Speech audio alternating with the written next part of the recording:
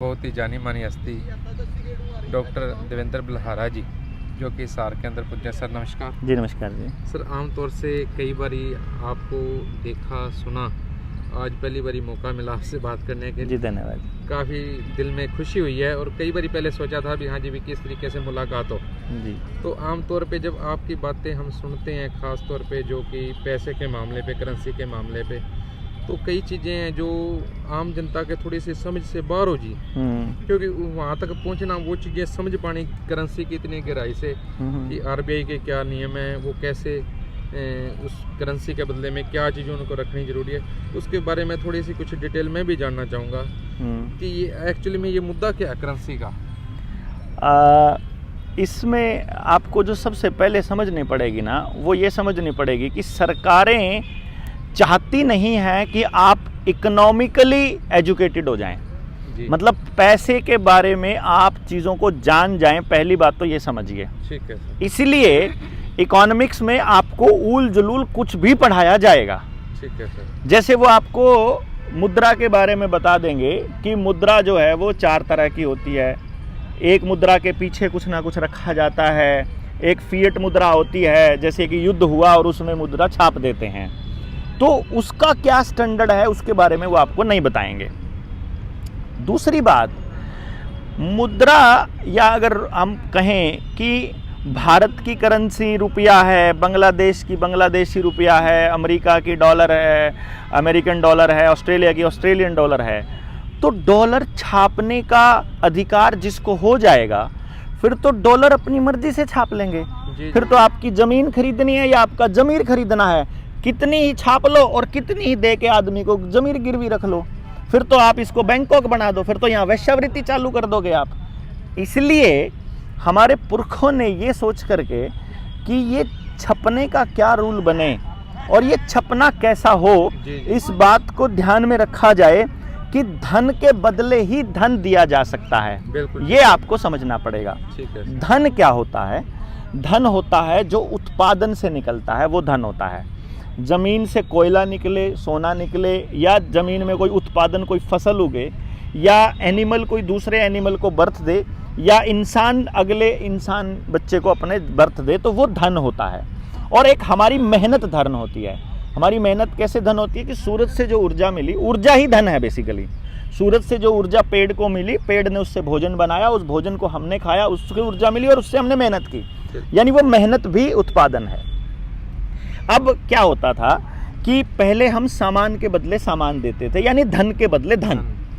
तो हमने भी अपने बचपन में कुल्फी खाई हुई है दाने दे करके, मतलब घर से दाने लेके जाते थे और वो देते थे, हाँ कुछ भी लेके चले गए।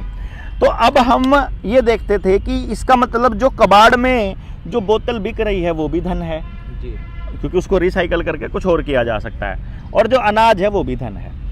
कुछ जगह पर लोगों को ये लगा कि यार ऐसे तो कुम्हार ने तो घड़ा बनाया, उसका तो महीने भर में बन गया मान लो, या 10 दिन में बन गया, या हफ्ते में बन गया, और किसान ने मेहनत करी 3 महीने, तो किसान की 3 महीने की मेहनत को कितने घड़ों की कीमत के बराबर रखा जाए, या कितनी नाई ने कितने बाल काटे उसकी मेहनत के बराबर रखा जाए, या मोची ने कितने जूते बनाए उसकी मेहनत को कैसे जांचें। तो इसीलिए सबकी मेहनत और सबके धन का मूल्यांकन करने के लिए मुद्रा बनी, और वो मुद्रा बनी किसी एक स्टैंडर्ड के हिसाब से। उसका कोई ना कोई मानक बनेगा, और वो मानक ऐसा बनेगा जो कभी भी बदला ना जा सके। ये नियम पुरखों ने अपनाया। ठीक है।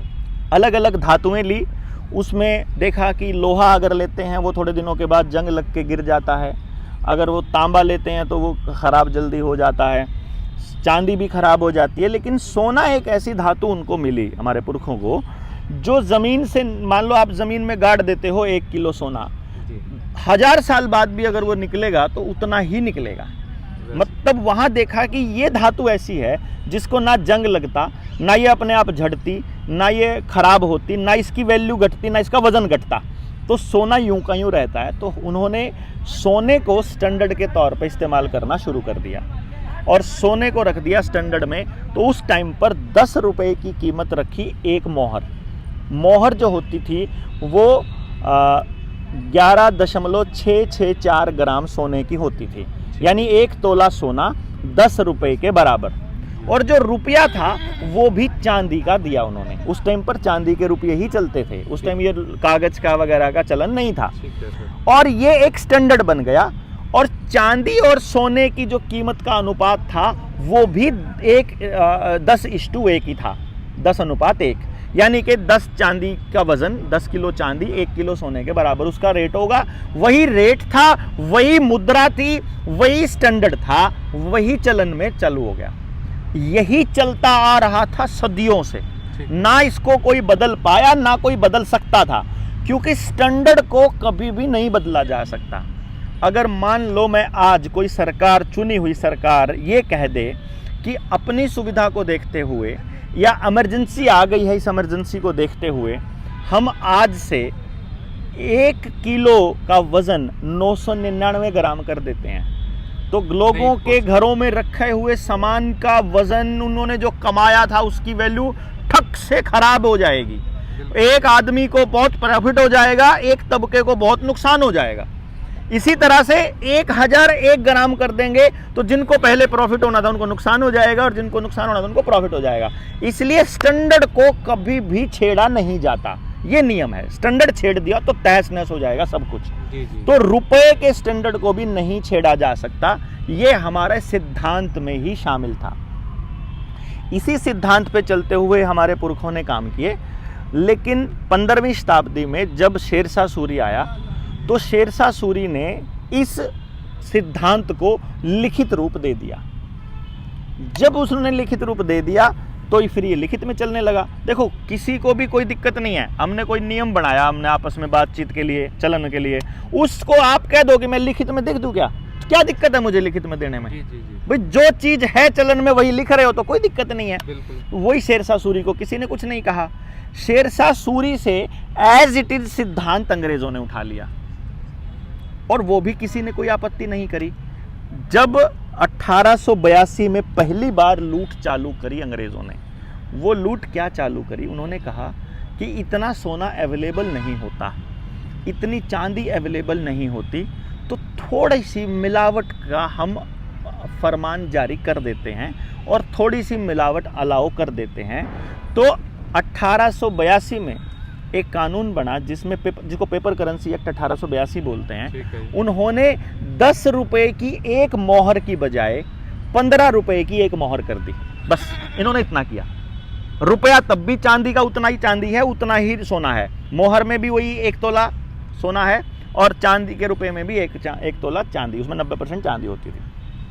तो जितना चांदी का रेशो था वो मतलब 10:1 से 15:1 बन गया। यानी अगर आपके घर में 150 रुपया रखा है कानून बनने से पहले दिन, तो आपके पास 10 तोले सोना रखा है। 150 रुपये, 15 तोले सोना है ना, 150 रुपये रखा है, 10 रुपये का एक मोहर है, यानी 1 तोला सोना है, तो 150 रुपये में 15 तोले सोना आपके घर में रखा है। कानून बन गया। कानून बनते ही आप अगले दिन 150 रुपया लेके अगर जाओगे तो आपको फिर 10 तोले सोना मिलेगा। वो 15 रुपए की बन गई। यानी रुपया उतना ही है, उस रुपये को कमाने में मेहनत उतनी लगेगी। यानी अब ये बंदा अगर उतनी मेहनत करके उतना ही 150 रुपया कमा लेता है तो अब इसके कमाई की कीमत कम हो गई, क्योंकि इसके सोना इसको 10 ग्राम। ये समझना है आपको बस कि अगर मुद्रा का स्टैंडर्ड बदल देंगे तो आपकी मेहनत जो है उसकी वैल्यू उसके स्टैंडर्ड के बराबर हो जाएगी। अगर उन्होंने स्टैंडर्ड 0 रखा हुआ है तो आपकी मेहनत 0 हो जाएगी। यही कारण है, आपने अगर 40 लाख का लोन लिया हुआ है और 5 साल देते हुए हो गए हैं और आपने 16 लाख रुपया 15 लाख दे लिया है, अभी भी 40 देना पड़ेगा आपको। मतलब आप पता करो मार्केट के अंदर, आपने अगर 20 लाख प्लस का कोई लोन लिया या मोटा लोन ले रखा है और उसको आप भरते हुए 5-7 साल हो चुके हैं, तो भाई साहब उतना ही खड़ा मिलेगा। यानी जो आपने मेहनत करी 5-6 साल की, वो मेहनत शून्य हो चुकी है। समझे नहीं इस बात को? समझ गए आपको? इस तरह से जो उसका स्टैंडर्ड होगा वो स्टैंडर्ड ही आपकी मेहनत की वैल्यू है। तो वो स्टैंडर्ड चेंज किया। फिर 1906 का कॉइनेज एक्ट आया 1906 का, और उस 1906 के कॉइनेज एक्ट में भी यही चीज़ें मेंशन करी उन्होंने। उसके बाद अंग्रेज़ों ने RBI लेकर के आए। RBI का जो एक्ट था उसमें हिल्टन यंग कमीशन ने, उसको यंग कमीशन भी बोलते हैं, उसको रॉयल कमीशन भी बोलते हैं। हिल्टन यंग कमीशन ने बड़ा साफ साफ मेंशन किया उसके अंदर कि हम देश की तरक्की के लिए और उसकी खुशहाली के लिए ये सब कर रहे हैं। और उस टाइम देश जो है वो भारत नहीं था, ये तो डोमिनियन स्टेट था, उस टाइम देश ब्रिटेन था। और आरबीआई ने अपने नोट के ऊपर गारंटी देनी शुरू करी। आरबीआई ने नहीं, सरकार ने, वहाँ की सरकार ने। और अंग्रेजी सरकार को उस टाइम दी सेंट्रल गवर्नमेंट बोला जाता था।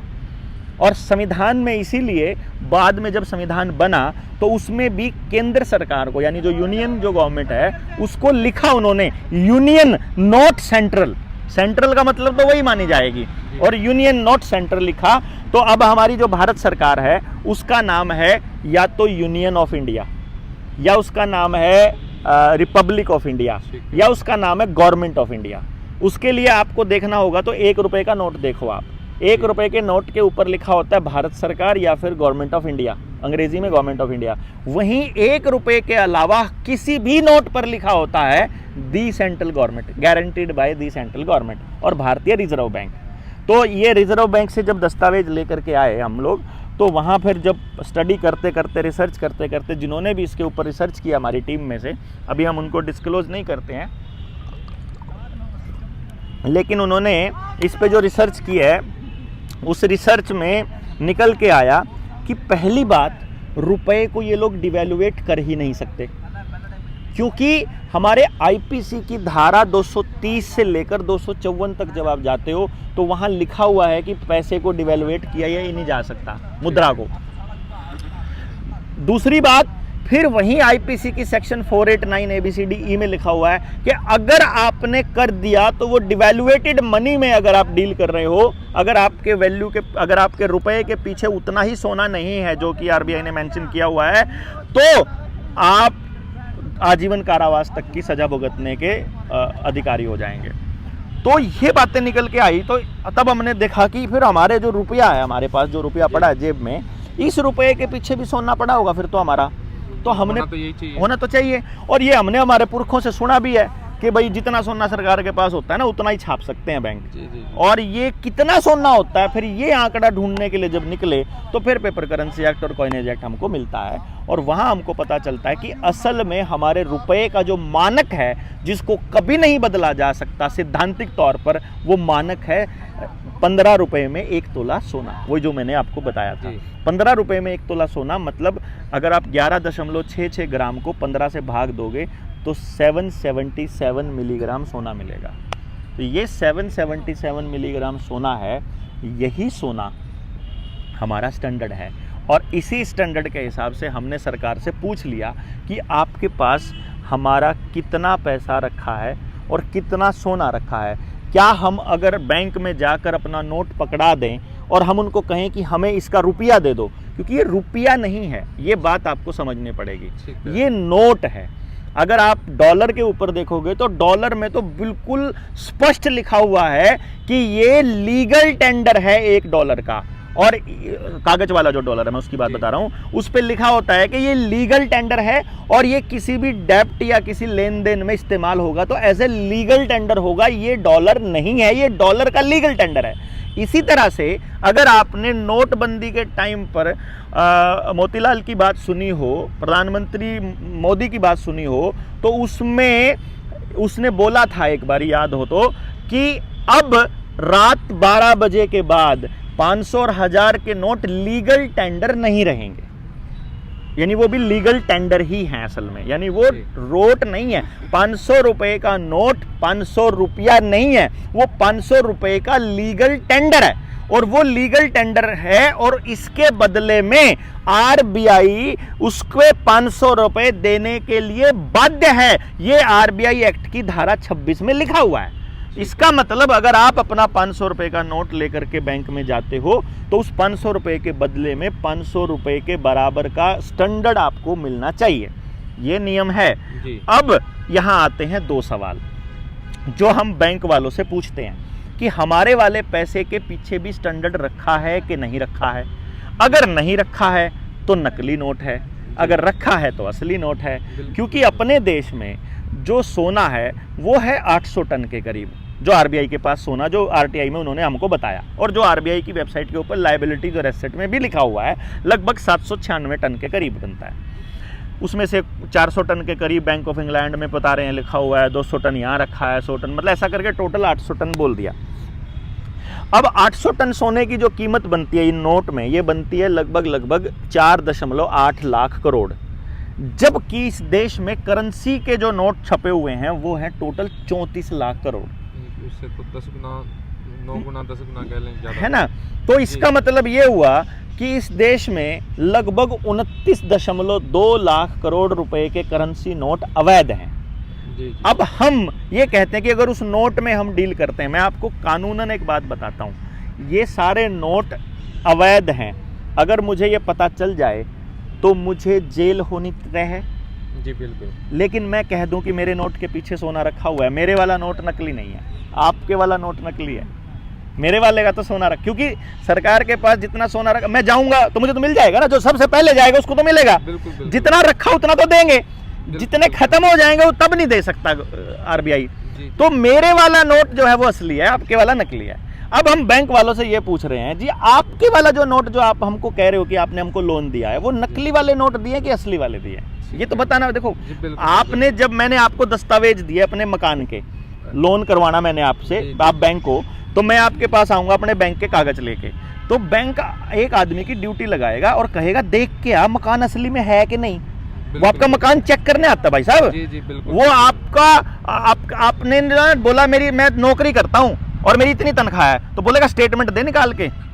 फिर आपने स्टेटमेंट दे दोगे ना, ना अपने अफसर से ना साइन करवा के ला, जो आपका डीडीओ है, जो आपका डिस्बर्सिंग अफसर है ना, जो आपकी तनख्वाह निकालता है, वो साइन करेगा, तब आपकी बात मानेगा बैंक। आपका मकान चेक करेगा, आपकी दुकान चेक करेगा, आपके खेत की फर्द है तो खेत चेक करके आएगा और देखेगा कि वाकई में कागजों के हिसाब से एग्जिस्ट करता है, और तब जाके वो आपको लोन देता है। यही बनती है बात। जी। इसी तरह से हम आपसे ये पूछ रहे हैं कि जो आपने हमको लोन डिस्पर्स किया है, ये असली वाले नोट किए हैं कि नकली नोट किए हैं? ठीक है। आप लिख करके सिर्फ इतना दे दो ये असली वाले हैं। भाई इतना तो बैंक को ये लिखने में क्या तकलीफ है कि ये लीगल मनी है? नहीं, जो बैंक ने नोट दिए हैं, वो जिस भी बंदे ने जिस भी काम के लिए लिए हैं, क्या वो उससे वो काम उसका सार्थक हो पा रहा है या नहीं हो पा रहा? हाँ, यहाँ पंगा है, सार्थक हो पा रहा है कि नहीं हो पा रहा। अब चक्कर ये है कि मैं बैंक में चला गया 1 रुपया चांदी का लेके, 1844 वाला, और फिर मैं लेके चला गया 1944 वाला, एक 1892 का था, एक 1944 का था, और एक कागज का रुपया और एक सिक्का 1 रुपया का, वो जो लोहे वाला आता है, स्टील वाला। हम ये चारों रुपए ले जाके हमने बैंक में दे दिए। ये एचडीएफसी बैंक की बात है, it's a reality, it's not कि मैंने हाइपोथेटिकल बना लिया। और मैंने बैंक वालों को ये बोला जी ये जमा कराना है, ये जमा कर लो, और बोलो इसमें, बोला जी ये तो 1 रुपया भारत, 1 रुपया भारत, 1 रुपया 1 रुपया, 4 रुपए में जमा होंगे। हमने कहा ये चांदी का है भाई। बोला जी रुपया ही तो है, 1 ही रुपया है। फिर हमने पूछ लिया उससे जो जमा कर रहा था, हमने तो सिर्फ उससे पता करना था। मैं कहा एक बात बता, इसका मतलब ये चांदी वाले की वैल्यू और जो कागज वाले की वैल्यू बराबर है? बोला हाँ, क्योंकि स्टैंडर्ड तो एक ही है ना, चांदी वाले का स्टैंडर्ड भी सोना है और कागज वाले का स्टैंडर्ड भी सोना है। इसका मतलब वो दोनों रुपए हैं।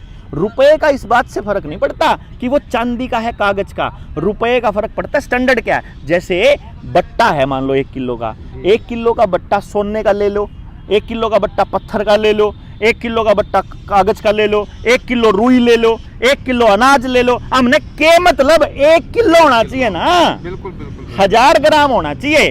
किलो इस बात से निर्भर नहीं करता कि वो लोहे का है कि सोने का। इसी तरह से रुपया इस बात पर निर्भर नहीं करता कि वो कागज है या चांदी है या लोहा है या डिजिट है। रुपया रुपया होता है, और रुपये के पीछे सोना रखा है तो असली है, कागज का हो, हाँ, लोहे का हो, हाँ। किसी भी चीज। तो अब हम बैंक को क्या बोलते हैं, वो जो बैंक वाला कहता है कि आपने तो 5000 का सामान खरीद लिया। मैं खन्ना फद्दू ना बनावे, 5000 का सामान नहीं खरीदा मैंने, 5000 रुपए का नहीं खरीदा। तेरे 5000 के नोट और 5000 रुपए अलग अलग चीज है साहब। आप 777 मिलीग्राम 1 रुपए में आना चाहिए सोना। 1 रुपए की जो स्टैंडर्ड है वो 777 मिलीग्राम सोना है, मतलब 1 रुपए की जो वैल्यू है वो 777 मिलीग्राम सोना है। तो तेरे तो 4800 के नोट में आता है वो, यानी तेरे वाले 4800 और मेरे वाला 1 रुपया बराबर कीमत है। तो तू जो कर रहा है ना, ये जो दे रहा है मेरे को, तू 5000 का सामान ले आया, 5000 नोटों का सामान ले आया हूं, 5000 रुपए का सामान नहीं ले आया हूं मैं। ये समझना पड़ेगा ना। बैंक नोट और रुपया अलग अलग है।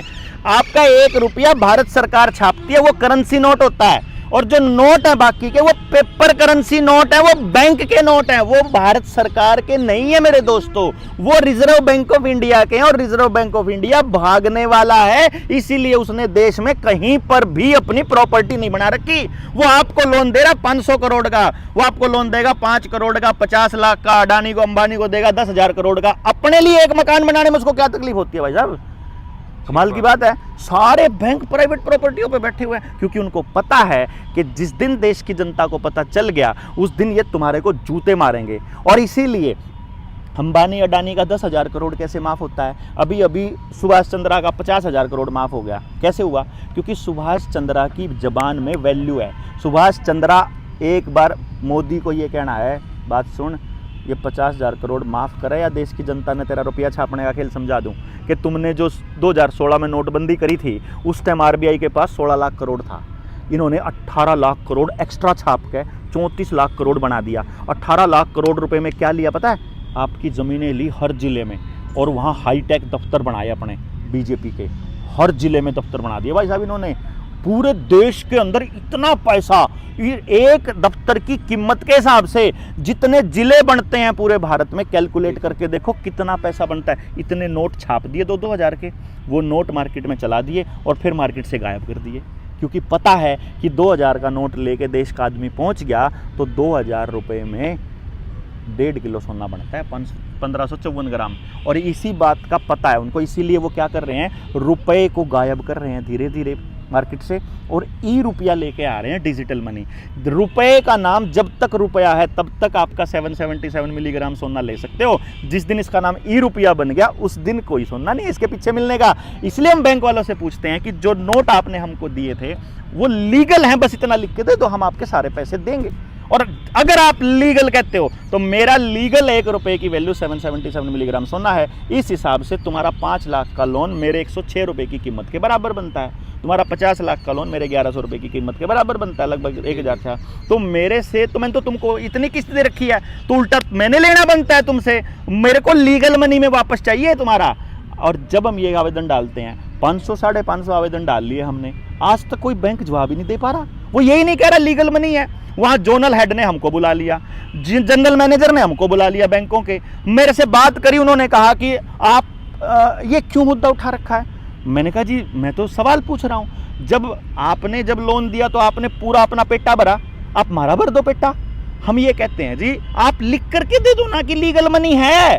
जी जी जी। इतनी तकलीफ क्या है? आपके पास तो वकीलों की फौज पड़ी है, आप एक कागज पे हमको ये लिख के दे दो कि जो पैसा हमने आपको दे रखा है ये लीगल मनी है बस। अगर ये इलीगल है तो तुम जेल जाओगे, और लीगल है तो लिख के दे दो। और दूसरी बात, वो बोला जोनल मैनेजर कि एक काम कर लो, जो लिए थे ना हमसे वही दे दो। मैं कहा तुमने तो डिजिट दिए थे।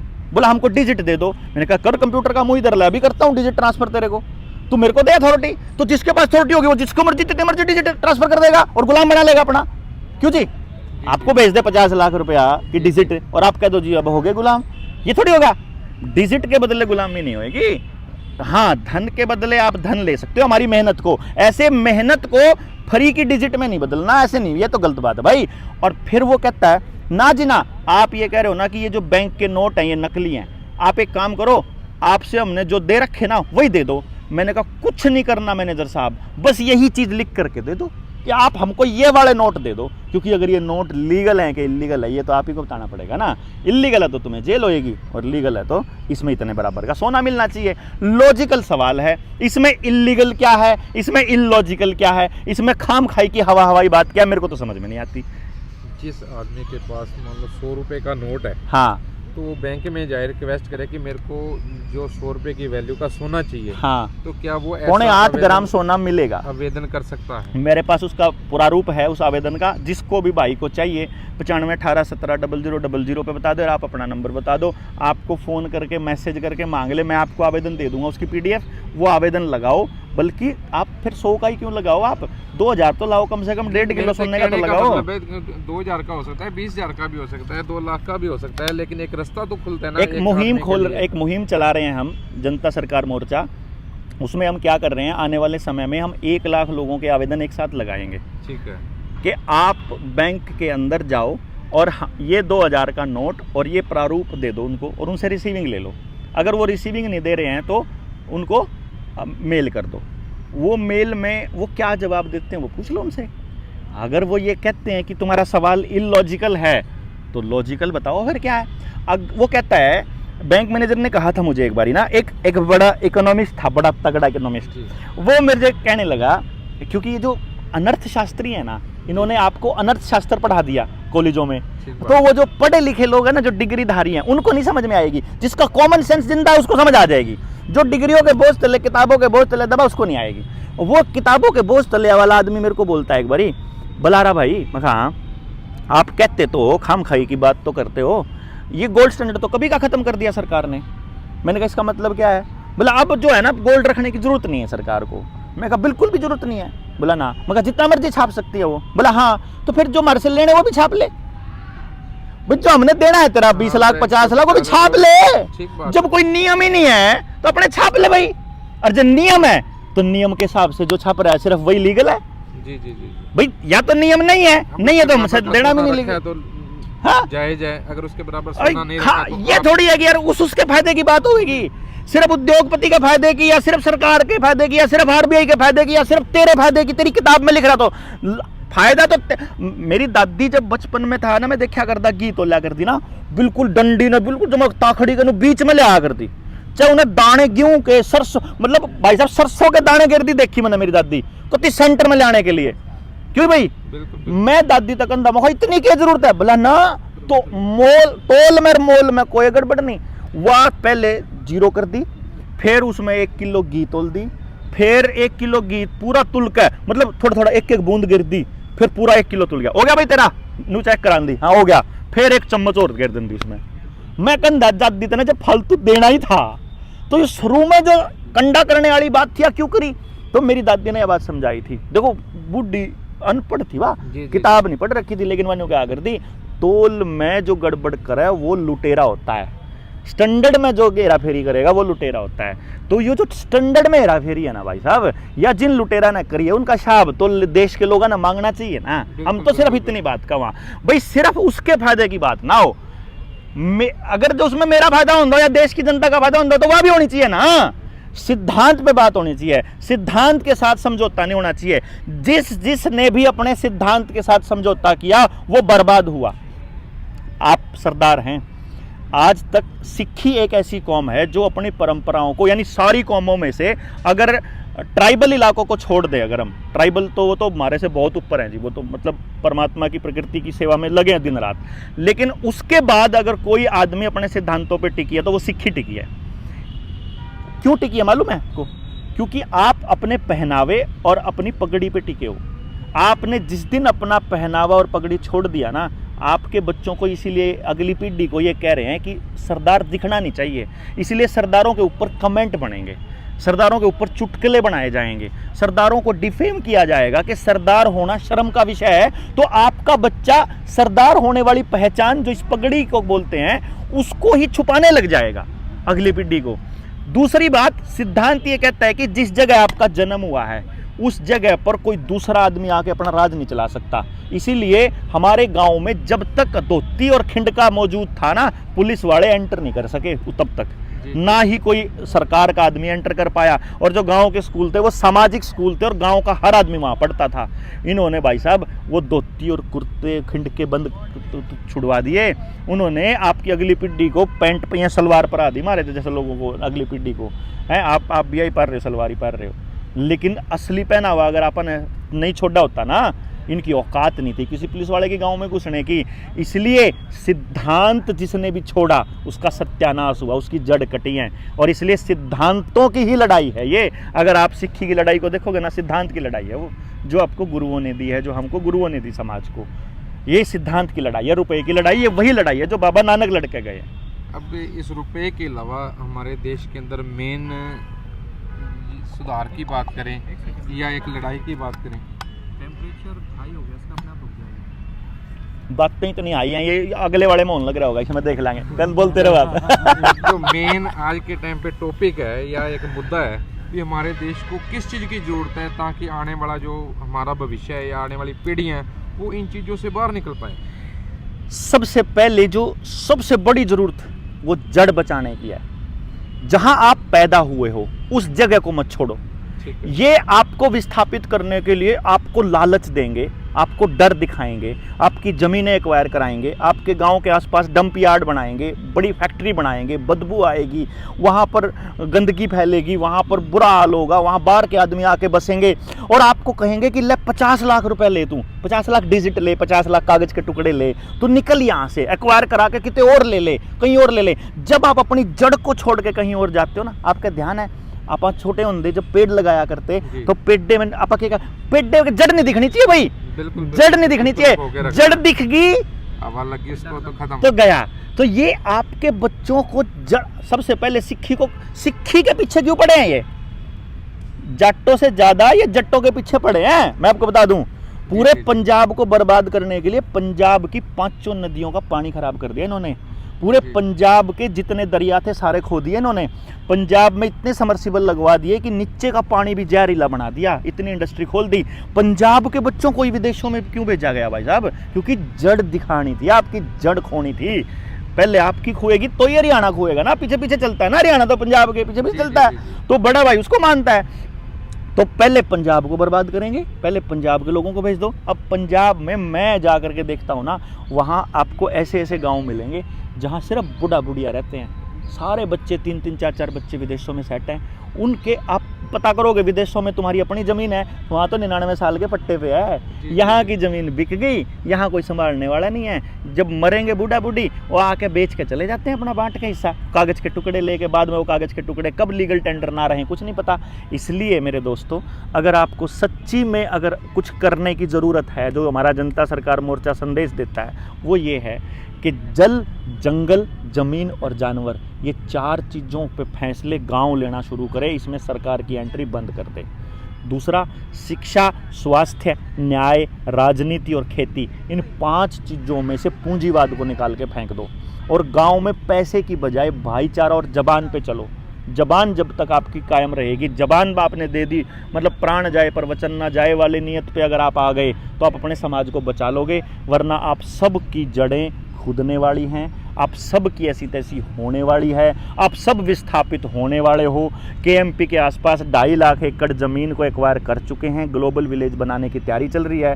आपके हर छोटे कस्बे के बाहर दीनदयाल उपाध्याय आवास योजना के नाम पर बड़े बड़े कबूतर खाने बन रहे हैं कई मंजिला, वहाँ किसानों को लाभ दिखाया जा रहा है कि यहाँ से इतना फ़ायदा होगा। वो गाँव उजड़ के कितने बड़े एक ग्रुप हाउसिंग सोसाइटी में आ जाएगा एक पूरा गांव, ये इनको मालूम है कितने मंजिल जवान चाहिए, उतने मंजिल बना देंगे। ये गांव जब विस्थापित होकर, क्योंकि आपके गांव में शिक्षा नहीं है, आपके गांव में बदबू आती है, आपके गांव में रोजगार नहीं है, आपके गांव में इलाज का कोई साधन नहीं है, आपके गांव में खाने पीने का कोई साधन नहीं है, ज़मीन सब की जो है ये एक्वायर कर लेंगे या फिर ये कर्जे में डाल देंगे। और जो आपकी सामूहिक ज़मीन है, अस्पताल की, जोड़ की, शामलात की, जंगल की और आपकी चौपाल की और जो मंदिरों की, ये सारी ज़मीन सरकार अपने नाम रजिस्ट्री पहले ही कर चुकी है। पंजाब में भी कर ली, महाराष्ट्र में भी, हरियाणा में भी कर चुकी है। तो इकली इकली जमीन जो है उस वो कर्जे पे पड़ी है, बैंकों में पड़ी है, और सामूहिक जो है सरकार ने नाम कर ली। पानी जो है आपका, पानी हो, गैस हो, रोटी हो, ईंधन हो, सारा आधार के साथ जुड़ चुका है। ना आपके पास अपने जंगल, ना लकड़ियां हैं, ना गुस्से हैं क्योंकि डंगर नहीं है। पानी यानी कि पानी के लिए भी आपको सरकार के ऊपर निर्भर, बिजली के लिए भी आपको, डेटा के लिए भी आपको, पढ़ाई के लिए भी आपको, कपड़े के लिए भी सरकार। बाहर से जो कुछ आएगा तो सर्वाइव कर सकते हो, नहीं आएगा तो नहीं। सरकार तो जब मर्जी बंद कर सकती है और वो सारे कागज आपके आधार कार्ड के साथ जुड़ रहे हैं। तो यानी कि आने वाले टाइम में आपको पकड़ने के लिए शिकंजा धीरे धीरे तैयार किया जा रहा है। आपको जैसे किसी चूहे को फंसाने के लिए चूहेदानी में पनीर रखा जाता है, ऐसे ये कागज के टुकड़े रखे जा रहे हैं बिना सिद्धांत के, मनमर्जी की छपाई करके। और आप इन रुपयों के लिए अपने भाईचारे को खराब कर रहे हो। भाईचारा दोबारा से बनाने की जरूरत है। पार्टियों को, जातियों को, धर्मों को, पंथों को, सबको भूल के केवल इंसानियत की लड़ाई लड़ने का वक्त है। और अपना जल, जंगल, जमीन, जानवर बचाने की लड़ाई है, अपनी जड़ बचाने की लड़ाई है। ये जड़ और नस्ल बचाने की लड़ाई जनता सरकार मोर्चा लड़ रहा है। तो मेरा एक ये भी सवाल था कि आपको तकरीबन 7 साल हो गए हैं इस मुहिम को छेड़े हुए, तो कैसा महसूस होता है कि आम पब्लिक में हम जब कोई बात करते हैं सुनने के लिए या समझने के लिए एक बार कोई अच्छा लगता है। क्या उतने लोग जुड़ भी पाते हैं अभी वाकई में ये जो मुहिम चल रही है ये अच्छी चल रही है और हम इसके साथ जुड़ के इनकी हेल्प करें, तो उस चीज़ को देखते हुए कितने के लोगों का रुझान है?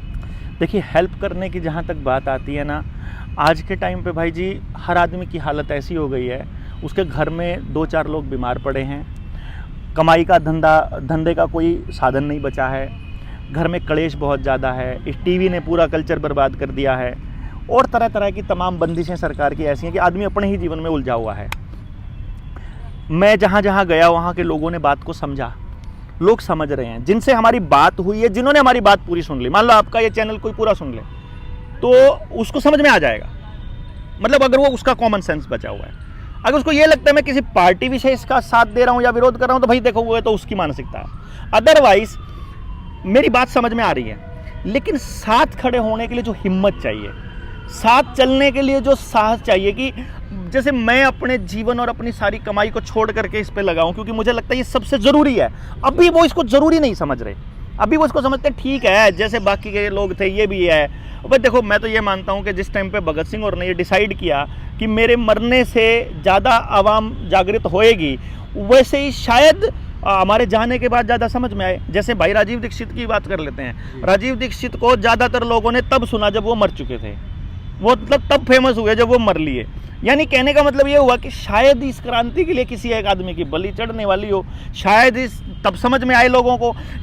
बात ये है, सिंपल सी वंडा ये है कि लोगों को जहाँ जहाँ हम चले गए वहाँ समझ आ रहा है, इसलिए हम अपनी ही समझ के लोगों को तैयार कर रहे हैं। और दूसरी जो बात आपने पूछी थी कि लोग समझ के निकल रहे हैं कि नहीं, साथ आ रहे हैं कि नहीं, तो मैं आपको एक बात बता दूं कि आपकी उम्र कितनी उम्र आपकी? तकरीबन 40 साल। 40 साल है। आप अभी लालच और डर से बचे हुए होंगे ज़रूर अपनी ज़िंदगी में, इसलिए आपको मेरी बात समझ में आ गई। सिर्फ इन्हीं 2 लोगों को ही समझ, एक ही आदमी को समझ में आएगी, जो ये लालच और डर से निकला हुआ आदमी होगा ना, सिर्फ उसको समझ में आएगी मेरी बात। जो अभी लालच में फंसा है कहीं, अभी उसे प्रायोरिटी वो लग रही है, अभी वो सोच रहा है कि ये जरूरी है, पहले मकान बना लूं, पहले गाड़ी खरीद लूं, पहले बेटे को सेट कर दूं, पहले इसका एडमिशन करा दूं, पहले ये कर दूं, फिर इसके साथ दूंगा। अभी वो इस प्लानिंग में है। अभी उसे ये नहीं पता है कि ये कितनी इमरजेंसी की सिचुएशन है असल में, क्योंकि अभी गर्दन पे ऐसे नहीं कर, अभी धीरे धीरे सरकार गर्दन तक आ रही है। अभी उसे लग रहा है आ रही है, अभी क्या है भाई, जैसे मान लो मैं आपको साथ लड़ाई को मैं आपको डराने लगूं, मैं आपको ऐसे कर दूं, अब मैं ये कर दूं, अब आप नहीं डरे, लेकिन वो डर जाता है सरकार के यहाँ से मुक्के आते ही, तो वो डरा हुआ है बेसिकली। सरकार मार मोर नहीं रही, लेकिन वो हम जैसों को मार के उसको डरा देती है। जैसे क्लास में मास्टर जी एक का डंडा मारते हैं ना, 2-4 वैसे ही कांप रहे होते हैं, तो वो ये करती है हमारे जैसे को 1-2 को रगड़ के ना, तो वो बाकियों को डरा के रखती है। इसलिए अभी जो जरूरत है ना सबसे ज्यादा, वो है इस विचार को लोगों तक लेके जाने की। फिर उन लोगों को जिस दिन समझ आएगा कि यार ये तो जो बात उसने बताई थी तो वैसे ही हो रहा है। अभी जैसे क्या हो रहा है, देखो मैं आपको क्या कह रहा हूँ, हमने 3 साल पहले बताया कि आपके बच्चे सड़क पर चलते चलते मरा करेंगे जी। उस टाइम तू ज़्यादा साइंटिस्ट बन रहा है, ये इतने साइंटिस्ट थे, ये मोदी पागल थोड़ी है, इन्हें 200 करोड़ लगा दिए, 100 करोड़ लगा दिए। कोई बात नहीं भाई, तुम देख लियो, ये पढ़ने लग रहे हैं ना। ये वो फेर ले आए सुधीर तिवाड़ी को, वो कहने लगा कि ना हमने ना फाइजर नहीं लगवाई इसलिए बच गए, नहीं तो दूसरे देशों में तो वो भी होने लग रहा है, लोग दूसरे उससे कोरोना से लग रहे हैं मरण। मतलब वो ये साबित कर देंगे कि सरकार आपका फायदा कर रही है। और लोग क्योंकि मीडिया में उलझे पड़े हैं, तो मीडिया से बचना। आपने कितनी उम्र बताई अपनी? तकरीबन 40 साल। 40 साल बताइए आपने, अब तो छोटे हैं मेरे से। तो 40 साल आपकी उम्र है। 40 साल आपको जो सरकारों ने पढ़ाया, मास्टर जी ने पढ़ाया, क्लासरूम में पढ़ाया, किताबों में पढ़ाया, जो दुनिया में देख रहे हो, उसको मेरी एक वीडियो कैसे साफ कर देगी भला?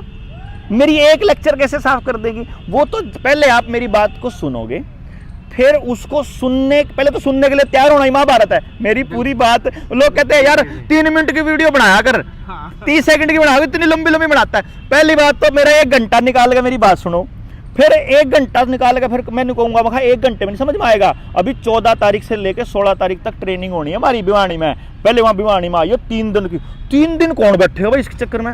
फिर 3 दिन में षड्यंत्र समझ आएगा, फिर सोचने लगेगा, फिर हर चीज दिखनी स्टार्ट होगी, अच्छा यो भी षड्यंत्र, यो भी षड्यंत्र, यो भी, फिर दिखना शुरू होता है। ऐसे इतना आसान नहीं है। क्लास में मास्टर जी पढ़ावे 40 मिनट का पीरियड देवे ना, उसमें भी 3 ही 4 बच्चों के समझ में आता है, बाकी बच्चों को फिर रिवीजन में आवे, कुछ बच्चों को तीसरी बार में आवे, कुछ बच्चों को 20वीं, कुछ तो ऐसे हुए हैं भाई समझ में को नहीं आया, पर तने जो करना मन बता दिए तेरे गिला जाएंगे। ठीक बात है। तो ये ऐसे ही है समाज में, जिसको समझ आएगी ठीक, नहीं आएगी ठीक, हमने अपना काम जो हमें ठीक लग रहा है वो कर रहे हैं, जो उनको ठीक लगे वो कर रहे हैं। चलो बहुत बहुत धन्यवाद आपसे, बहुत मिलके धन्यवाद, अच्छा लगा, बहुत अच्छा, धन्यवाद जी। नेक्स्ट टाइम जब भी कोशिश होगी फिर कभी ऐसी जगह फोन रखेंगे जहाँ ईट ना होए। बिल्कुल बिल्कुल बिल्कुल। ठीक है, धन्यवाद।